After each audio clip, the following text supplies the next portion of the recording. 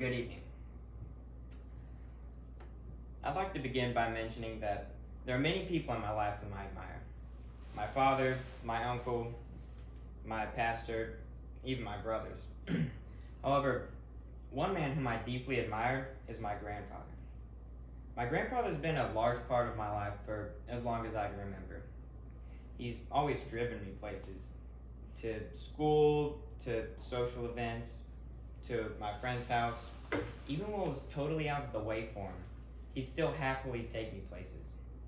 But I don't simply admire my grandfather because he was my personal chauffeur. I admire my grandfather because he's a man of character, someone who's constantly setting an example for others to follow. I truly admire my grandfather. Growing up with my grandfather, I've been fortunate enough to attain some of these admirable qualities of his. The greatest of these being a desire to help others. One example from my childhood, which I can still remember, occurred in my elementary parking lot. We were about to leave, and then my grandfather spotted a mother and her child outside of their car, the mother having a distressed look on her face. Much to my objection, my grandfather decided to stop and see what he could do to help.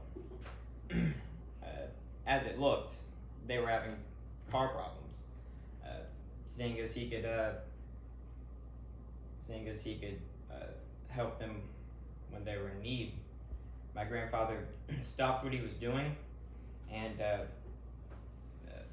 helped get their car back running again. Now, this may be due to my severe lack of patience at the time, but this process felt like it took forever. And naturally, I told him that when he got back in the car. I said, "Papa, why did you stop and help that lady?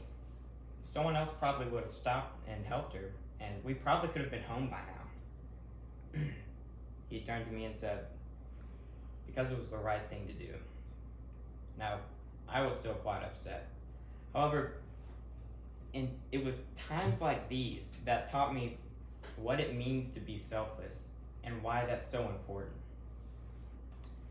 I admire my grandfather, not necessarily because of the actions he's taken, but rather because of the mentality he has when approaching different situations. My grandfather doesn't think, how can I benefit in this situation, but rather, how can I benefit others through what I'm doing right now?